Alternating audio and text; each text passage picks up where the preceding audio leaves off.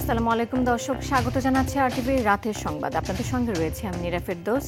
পুরান ঢাকার নৃশংসতার পেছনে ব্যবসায়ের দ্বন্দ্ব নাকি সিন্ডিকেটদের সঙ্গে বিরোধ, তা নিয়ে এখন প্রশ্ন সবখানে। মিটফোর্ডের ব্যবসায়ীরা বলছেন, ভাঙাড়ি ব্যবসার সিন্ডিকেট নিয়ন্ত্রণ করত সোহাগ। সিন্ডিকেট ব্যবসার নিয়ন্ত্রণ নিয়েই লাশ হতে হয়েছে সোহাগকে। নিজের প্রভাব বিস্তারে মিটফোর্ড এলাকায় অনেক ব্যবসায়ীর উপর নির্যাতনও করে সোহাগ। মিটফোর্ড এলাকা ঘুরে আরও জানাচ্ছেন দীপ্তচন্দ্র পাল।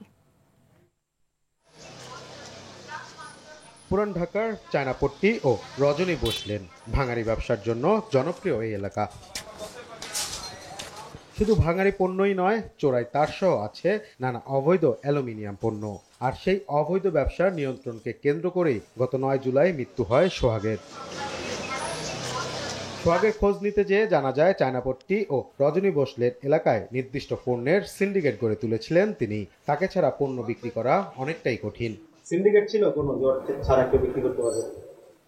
এরকম ধরনের মালিক কিন্তু ওর কাছে আপনাদের ব্যস্ত হইতো?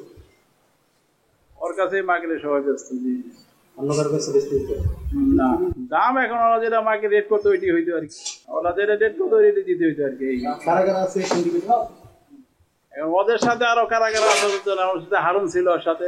আতঙ্ক থাকতেই হয়, কারণ ব্যবসা যখন করি কোন সময় কি হয় না হয় একটু আতঙ্ক অবশ্যই। ভাঙাড়ি কিন্তু এটা শুনছি আর। গ্রুপিংটা কেন হলো ভাঙাড়ি ব্যবসায়ীদের মধ্যে? এটা ওনারা করছে। এখন গ্রুপিং কি জন্য হলো সেটা বলতে পারবো না। এটার জন্য বিভিন্ন ধরনের মানুষ আসে, আইসা তারা দেখে গ্রুপিং করে আইসা পড়ে। এই গ্রুপ থেকে বাঁচতে চাই। এটা একটা ব্যবসা করতো, এরা একসাথে ব্যবসা করতো, এরপর আবার এরা আলাদা ডিভাইড হয়ে গেছে। ডিবেট হয়ে যাওয়ার পর এই ভিতরগত কি হয়েছে তা তো আমরা বলতে পারি না। ব্যবসায়িক এলাকা নিয়ন্ত্রণ নিতে চায় যে আমি এখানে বড় থাকুম, আমি যা বলবো সেটাই হইব। দলবল নিয়ে চলাফেরা করতেন সোহাগ। এই সিন্ডিকেটের হাতে মাঝে মধ্যেই নির্যাতনের শিকার হন ব্যবসায়ীরা। এমন একটি ভিডিও চিত্র ভাইরাল হয় গণমাধ্যমে। সেখানে দেখা যায় চেয়ার দিয়ে এক ব্যবসায়ীকে মারধর করছে সোহাগ। গত জানুয়ারি মাসে এই ঘটনাটি ঘটে। সেই ব্যবসায়ীর দোকানে গিয়ে তাকে পাওয়া না গেলেও কথা হয় ফোনে। টাকা পাই, টাকা চাওয়া হয়েছিল। এরপরে ওটার জন্য একজন আমি অলি পার্টনার হারুন মিয়া আরে বলছিলাম, এটার জন্য এসে আমার দোকানে আর কি অতর্কিত হামলা করে। তাদের লগে আমরা পারবো না, কারণ এরা কখন কোনটা ঘটনা ঘটায় ফেলে, এই কারণে আমি কোনো মামলায় যাইনি। সোহাগের নির্মম হত্যার বিচার চান মিটফোর্ড এলাকার সব ব্যবসায়ী। সেই সঙ্গে চান সিন্ডিকেট মুক্ত বাণিজ্য সুবিধা। দীপ্তচন্দ্র পাল, আরটিভি, ঢাকা। দেশকে অস্থিতিশীল করে নির্বাচন পেছাতে কিছু রাজনৈতিক দল পরিকল্পিতভাবে ষড়যন্ত্র করছে বলে মনে করে বিএনপি। এছাড়া বিএনপিকে বিতর্কিত করতে মিটফোর্ডের হত্যাকাণ্ড ঘটনা নিয়ে অপরাজনীতি করছে বলে মনে করেন দলটির মহাসচিব মির্জা ফখরুল ইসলাম আলমগীর। আর মির্জা আব্বাস বলেন, হত্যাকারীর সাথে এনসিপি নেতার ছবি থাকলেও বিএনপির উপর দায় চাপানোর অপচেষ্টা হচ্ছে। রুদ্র রফিকের রিপোর্টে দেখুন এরই বিস্তারিত। আইন শৃঙ্খলা পরিস্থিতির অবনতি, জনমনে অস্থিরতা সৃষ্টির অপচেষ্টা ও শিক্ষা প্রতিষ্ঠানের শিক্ষার সুষ্ঠু পরিবেশ বিনষ্টের প্রতিবাদে ছাত্রদলের এই বিক্ষোভ মিছিল। নয়াপল্টনে দলের কেন্দ্রীয় কার্যালয়ের সামনে থেকে মিছিলটি শুরু হয়ে শাহবাগ মোড়ে গিয়ে শেষ হয়। সংগঠনটির শীর্ষ নেতাদের অভিযোগ, নির্বাচন পেছাতে গুপ্ত সংগঠনের মাধ্যমে পরিকল্পিতভাবে দেশে নৈরাজ্য সৃষ্টির চেষ্টা চলছে। মব সন্ত্রাসীদের চিহ্নিত করে বিচারের দাবি জানান তারা। জামাতের কিছু কিছু নেতাকর্মীরা আমাদের দলের ভারপ্রাপ্ত চেয়ারম্যানের প্রতি ঈর্ষান্বিত হয়ে তারা বিভিন্ন প্রোপাগান্ডা করছে। অদৃশ্য শক্তি দৃশ্যমান হচ্ছে, যারা বাংলাদেশের স্বাধীনতা সার্বভৌমত্বে বিশ্বাস করে না। যখনই অস্থিতিশীল পরিস্থিতি সৃষ্টি হয়, তার সুযোগ নিয়ে তারা তাদের রাজনৈতিক ফায়দা হাসিল করে। পরে কেন্দ্রীয় কার্যালয়ের সামনে ঢাকা মহানগর উত্তর ও দক্ষিণ আয়োজিত বিক্ষোভ কর্মসূচিতে অংশ নেন দলটির কেন্দ্রীয় নেতৃবৃন্দ সহ বিভিন্ন ইউনিটের নেতাকর্মীরা। দলের স্থায়ী কমিটির সদস্য মির্জা আব্বাস বলেন, কিছু রাজনৈতিক দল মিটফোর্ডের ঘটনাকে ভিন্ন খাতে প্রবাহিত করছে পরিকল্পিতভাবে। এই ছেলের সঙ্গে এনসিপি নেতৃবৃন্দের ছবি আছে, আমি দেখাতে পারি, আমি চ্যালেঞ্জ করে বলতে পারি, এই ছেলের সঙ্গে ছবি আছে ওদের সঙ্গে, যে ছেলে ধরা পড়েছে। বিএনপির উপরে দায় চাপিয়ে দেওয়ার চেষ্টা করছেন। আপনাদের কথার কারণে মনে হচ্ছে, আমার মনে হচ্ছে তারেক রহমান সাহেবের জীবন এখন হুমকির মুখে। আর বিএনপি মহাসচিব বলেন, নির্বাচন যেন না হয় সেই চক্রান্তে লিপ্ত একটি মহল। তারা চেষ্টা করছে বাংলাদেশে যেন নির্বাচন না হয়, তারা চেষ্টা করছে মানুষের ভোটাধিকার যেন প্রয়োগ করতে না পারে, তারা চেষ্টা করছে বাংলাদেশ যেন নতুন করে নতুন সূর্যের দিকে তাকিয়ে নতুন করে জেগে উঠতে না পারে বন্ধুগণ। নির্বাচন ২৬ সালের ফেব্রুয়ারিতেই হতে হবে, এর কোনো বিকল্প নেই বলেও মন্তব্য করেন দলটির নীতি নির্ধারণী পর্যায়ের নেতৃবৃন্দ। রুদ্র রফিক, RTV, ঢাকা। জুলাই আগস্টের গণহত্যার বিচার দ্রুত গতিতে এগিয়ে চলছে জানিয়ে আইন উপদেষ্টা আসিফ নজরুল বলেছেন, ৫ আগস্টের আগে সব মামলার চার্জশিট জমা দেওয়ার চেষ্টা চলছে। অন্তর্বর্তী সরকার আমলেই বিচার কার্যক্রম শেষ করার লক্ষ্যে কাজ চলছে বলে জানান তিনি। নারায়ণগঞ্জে দেশের প্রথম জুলাই শহীদ স্মৃতিস্তম্ভ উদ্বোধন শেষে তিনি কথা জানান। এদিকে দেশের বিভিন্ন জেলায় শুরু হয়েছে জুলাই শহীদ স্মৃতিস্তম্ভ নির্মাণ কাজ। প্রতিনিধিদের পাঠানো তথ্যচিত্রে বিস্তারিত জানাচ্ছেন আবরার মাহি। নারায়ণগঞ্জে জুলাই আগস্টের ২১ শহীদের নামে নির্মিত হলো দেশের প্রথম জুলাই শহীদ স্মৃতিস্তম্ভ। নারায়ণগঞ্জের হাজীগঞ্জ এলাকায় স্মৃতিস্তম্ভটি উদ্বোধন করেন অন্তর্বর্তী সরকারের ৪ উপদেষ্টা। উদ্বোধনী অনুষ্ঠানে আইন উপদেষ্টা বলেন, শহীদের রক্তের বিনিময়ে গত ১৫ বছরের ফ্যাসিস্ট শাসন উৎখাত হয়েছে, এখন ফ্যাসিস্টদের বিচারের পালা বলে মন্তব্য করেন তিনি। আমি এখানে এসে খোঁজ দিয়েছি মামলাগুলোর, আমি ওনাদেরকে রিকোয়েস্ট করেছি আপনারা চেষ্টা করেন ৫ই আগস্টের আগেই মামলাগুলোর চার্জশিট দেওয়ার জন্য। ওনারা আমাকে অ্যাসিওর করেছেন যে অনেকগুলো মামলা ওনারা চার্জশিট দিতে পারবেন। চার্জশিট দেওয়ার পর বিচারের প্রক্রিয়া শুরু হয়। বিচারকে ত্বরান্বিত করার জন্য প্রয়োজন হলে আমরা দ্রুত বিচার আইনে এই সমস্ত অপরাধের বিচার করব। বন ও পরিবেশ উপদেষ্টা বলেন, আওয়ামী লীগ সরকারের সময় নির্বিচারে গুলি চালিয়ে আন্দোলন দমিয়ে রাখা হয়েছিল। এখন সমাজের বৈষম্য দূর করা এবং গণতন্ত্র প্রতিষ্ঠা করাই সরকারের লক্ষ্য বলে জানান তিনি। নির্বিচারে একটা যৌক্তিক আন্দোলন দমিয়ে দেওয়ার উপর নির্বিচারে যে গুলি চালানো হয়েছে তার বিচার। এই বৈষম্যহীন দেখবার একটা বড় উপায় হচ্ছে দেশে প্রকৃত অর্থে গণতন্ত্র প্রতিষ্ঠা করার। গণতন্ত্র কেবল একটা মাধ্যমে প্রতিষ্ঠিত হয় না, সমাজের সকলকে যার যার জায়গা থেকে কাজ করে যেতে হয় গণতন্ত্রের প্রতিষ্ঠা করার। চট্টগ্রামের পাঁচলাইশে অবস্থিত জুলাই স্মৃতি উদ্যানে জুলাই শহীদ স্মৃতি স্তম্ভ নির্মাণের ভিত্তিপ্রস্তর স্থাপন করা হয়েছে। সাভারে জুলাই আগস্ট আন্দোলনে শহীদ মুন্না, শ্রাবণ গাজী, নাফিজা ও মারুফের নামে পৃথক ৪টি সড়ক চত্বরের নামকরণ ও ফলক উন্মোচন করা হয়েছে। কুমিল্লায় জুলাই শহীদদের স্মরণে বিশ্ব রোড এলাকায় স্মৃতিস্তম্ভের ভিত্তিপ্রস্তর স্থাপন করেন জেলা প্রশাসক। এছাড়া ব্রাহ্মণবাড়িয়া, চাঁদপুর, যশোর ও মেহেরপুরে জুলাই গণ অভ্যুত্থানে শহীদ ছাত্র জনতার স্মরণে স্মৃতিস্তম্ভের ভিত্তিপ্রস্তর স্থাপন করা হয়েছে। আবরার মাহি, RTV। আগামী ৪ আগস্টের মধ্যে ৬৪ জেলায় জুলাই স্মৃতিস্তম্ভ নির্মাণের কাজ শেষ হবে বলে জানিয়েছেন সংস্কৃতি বিষয়ক উপদেষ্টা মোস্তফা সরওয়ার ফারুকী। দুপুরে গণভবনের সংবাদ সম্মেলনে তিনি জানান, জুলাই আন্দোলনে অংশ নেওয়া প্রতিটি নারীর অবদান ও নাম সরকার তালিকাভুক্ত করবে।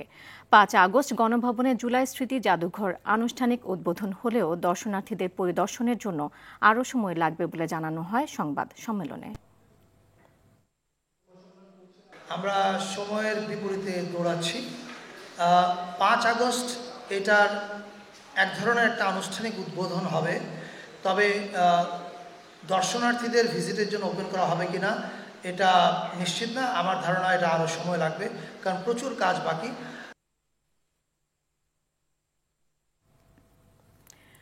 জুলাই আগস্টে গণহত্যার আরও একটি মামলার বিচার শুরুর আদেশ দিয়েছেন আন্তর্জাতিক অপরাধ ট্রাইব্যুনাল।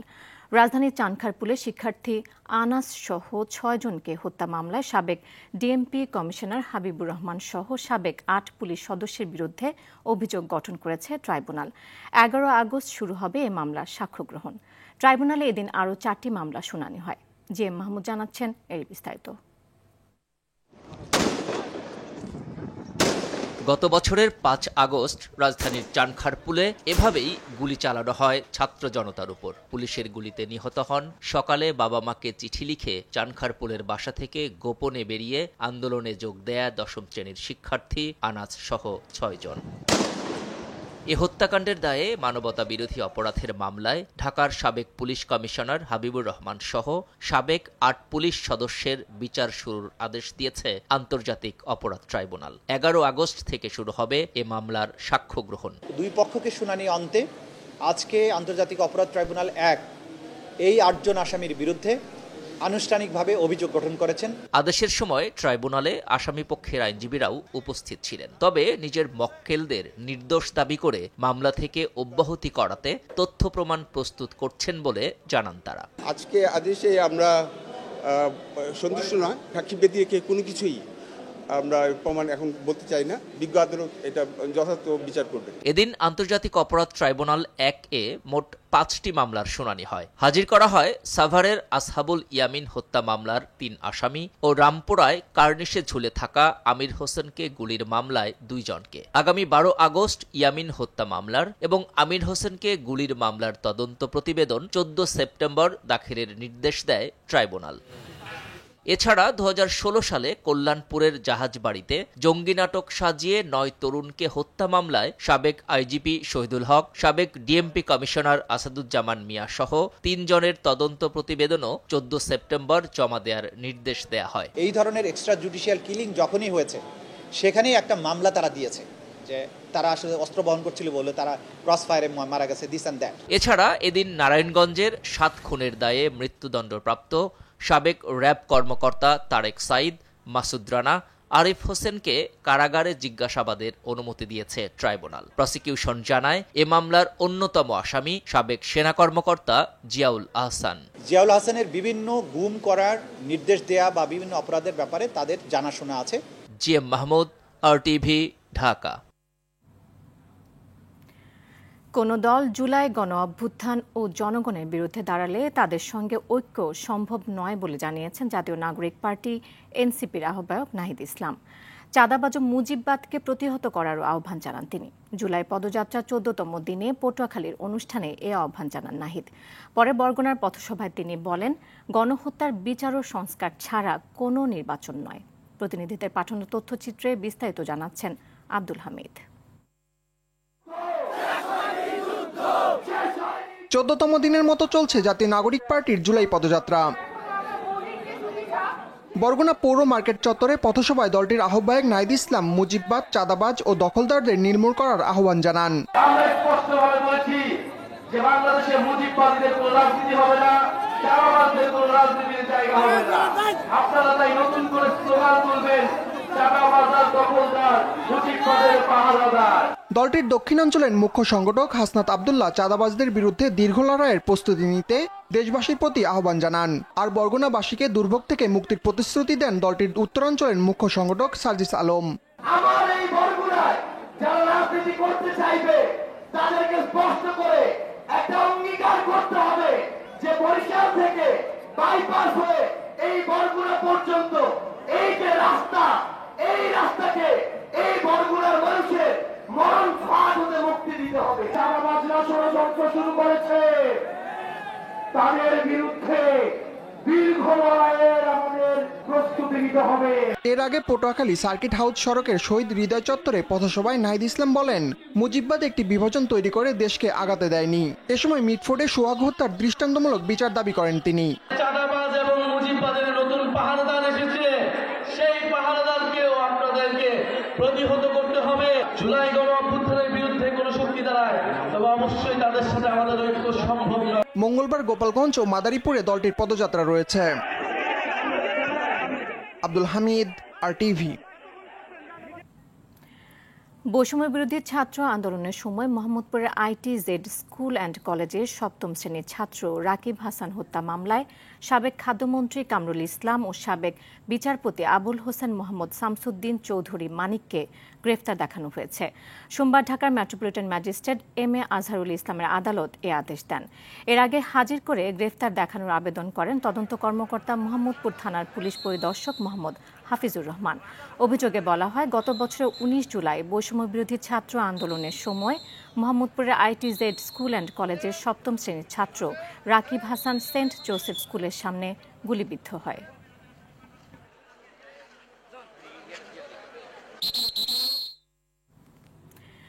জুলাই গণ অভ্যুত্থানের স্মরণে রাজধানীতে অনুষ্ঠিত হল ব্যতিক্রমধর্মী রিকশা র্যালি। মহিলা ও শিশু বিষয়ক মন্ত্রণালয়ের আয়োজনে বিকেল 3:30টায় মানিক মিয়া অ্যাভিনিউ থেকে র্যালির সূচনা হয়। র্যালিতে অংশ নেন মহিলা ও শিশু বিষয়ক উপদেষ্টা শারমিন এস মুর্শিদ এবং মৎস্য প্রাণী সম্পদ উপদেষ্টা ফরিদা আক্তার। এ সময় মহিলা ও শিশু বিষয়ক উপদেষ্টা ফরিদা আক্তার বলেন, আন্দোলনের চেতনা নতুন প্রজন্মের মাঝে ছড়িয়ে দিতে এই র্যালি সময়োপযোগী ও অর্থবহ। অন্যদিকে সমাজ কল্যাণ উপদেষ্টা শারমিন এস মুর্শিদ বলেন, 24-এর গণ অভ্যুত্থানে নারীদের অবদান যেন ভুলে না যায় সেজন্য আর্কাইভ করা হবে।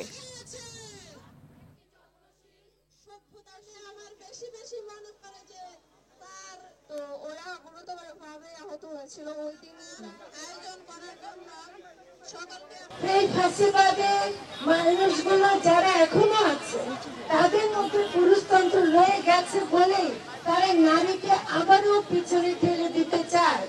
আমি সাবধান করে দিতে চাই, যেসব প্রতিক্রিয়াশীল গোষ্ঠী নারীদেরকে আবার ঘরে ফেরাতে চায় তাদের জেনে রাখুক, জুলাই বারে বারে আসবে। কেন্দ্রীয় শহীদ মিনারে চলছে জুলাই উইমেন্স ডে অনুষ্ঠান। সন্ধ্যা 6:30টায় জাতীয় সঙ্গীত পরিবেশনের মধ্য দিয়ে শুরু হয় অনুষ্ঠান। এরপর মহিলা ও শিশু বিষয়ক মন্ত্রণালয় নির্মিত একটি প্রামাণ্যচিত্র প্রদর্শিত হয়। ধারাবাহিক পরিবেশনার পালাক্রমে প্রদর্শিত হয় দীপক কুমার গোস্বামী পরিচালিত স্পিকিং ও জুলাই বিষাদ সিন্ধু নামের দুটি চলচ্চিত্র। এরপর সঙ্গীত পরিবেশন করেন শিল্পী সায়ান। পরে জুলাই শহীদ পরিবারের এক সদস্য বক্তব্য রাখেন। বিশেষ আকর্ষণ হিসেবে রয়েছে মিউজিক্যাল ড্রোন শো।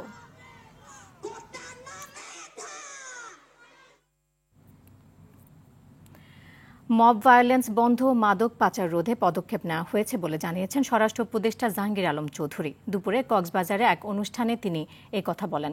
এ সময় তিনি আরও বলেন, আশঙ্কাজনক হারে বেড়েছে মাদক বাণিজ্য। মাদকের গডফাদাররা থেকে যাচ্ছে ধরাছোঁয়ার বাইরে, ধরা পড়ে শুধু বহনকারীরা। মাদক পাচার রোধে দৃশ্যমান অভিযান সহ প্রয়োজনীয় পদক্ষেপ গ্রহণ করা হয়েছে বলেও জানান স্বরাষ্ট্র উপদেষ্টা।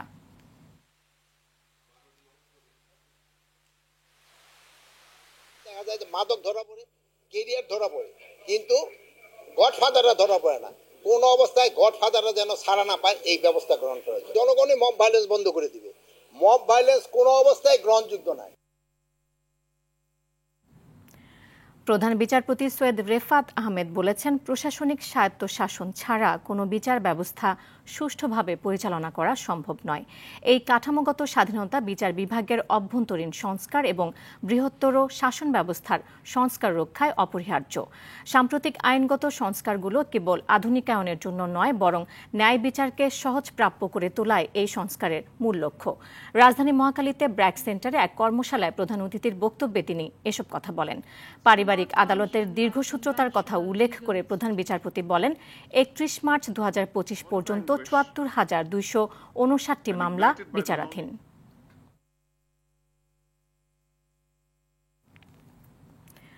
রাজনীতিতে, সংসদে, রাষ্ট্র পরিচালনায় নারীর সম্মানজনক অবস্থা প্রতিষ্ঠিত করতে হবে। সমতার মর্যাদায় নারীকে সম্মানিত করা রাষ্ট্রের দায়িত্ব বলে মন্তব্য করেছেন ঐক্যমত্য কমিশনের সহসভাপতি অধ্যাপক আলী রিয়াজ। সকালে ফরেন সার্ভিস একাডেমিতে কমিশনের সাথে রাজনৈতিক দলগুলোর দ্বিতীয় দফার 13তম দিনের বৈঠকের শুরুতে তিনি বলেন, মনে রাখতে হবে 14 জুলাই গণ অভ্যুত্থানের মোড় ঘোরানোর গুরুত্বপূর্ণ দিন। এই দিনে ঢাকা বিশ্ববিদ্যালয়ের নারী শিক্ষার্থীরা প্রতিবাদ মুখর হয়েছিল।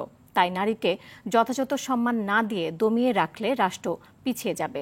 নারীদের সংসদীয় আসন এবং দ্বিকক্ষ বিশিষ্ট সংসদের বিষয়ে আলোচনা চলছে। আলোচনায় রাজনৈতিক দলগুলো ঐক্যমত্যে পৌঁছবে বলে আশা প্রকাশ করেন আলী রিয়াজ।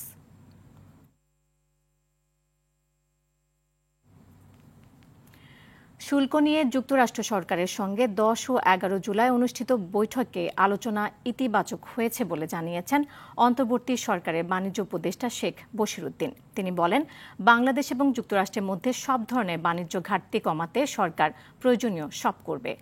বাংলাদেশ যুক্তরাষ্ট্র শুল্ক আলোচনা শেষে দেশে ফিরে সংবাদ সম্মেলনে এসব কথা বলেন উপদেষ্টা। বাণিজ্য উপদেষ্টা আশা করেন, শুল্ক যৌক্তিক পর্যায়ে নামিয়ে আনা হলে বাংলাদেশ তার সক্ষমতা দিয়ে যুক্তরাষ্ট্রের বাজারে ব্যবসা চালিয়ে যেতে পারবে। তরুণ প্রজন্মকে ব্যাংকিংয়ে আগ্রহী করার প্রত্যয়ে অনুষ্ঠিত হল মধুমতি ব্যাংকের দ্বাদশ বার্ষিক সাধারণ সভা। রাজধানীর হোটেল শেরাটনে এ অনুষ্ঠানে সভাপতিত্ব করেন পরিচালনা পর্ষদের চেয়ারম্যান হুমায়ুন কবির। এ সময় ব্যাংকের নির্বাহী কমিটির চেয়ারম্যান সালাউদ্দিন আলমগীর ও ঝুঁকি ব্যবস্থাপনা কমিটির চেয়ারম্যান মোস্তফা কামাল সহ পরিচালক, স্পন্সর, শেয়ার হোল্ডার ও ঊর্ধ্বতন কর্মকর্তারা উপস্থিত ছিলেন। সভায় 2024 সালে আর্থিক হিসাব বিবরণী, পরিচালকদের প্রতিবেদন ও শেয়ার হোল্ডারদের অনুকূলে 15% নগদ লভ্যাংশ অনুমোদিত হয়।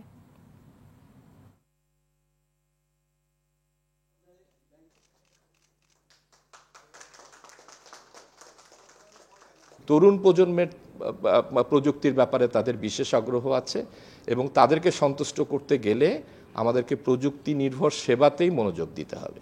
তা আমরা প্রযুক্তিতে বিনিয়োগ করছি এবং আমাদের একটি গো স্মার্ট অ্যাপস আছে। এই অ্যাপসের নতুন নতুন বৈশিষ্ট্য সংযোজন করে তাদের আধুনিক ব্যাংকিং সেবা নিশ্চিতকরণে আমরা কাজ করে চলেছি। দর্শক, রাতের সংবাদ এই পর্যন্তই। মধ্যরাতের সংবাদ 1টায় দেখার আমন্ত্রণ রইল। এতক্ষণ সাথে থাকার জন্য ধন্যবাদ সবাইকে।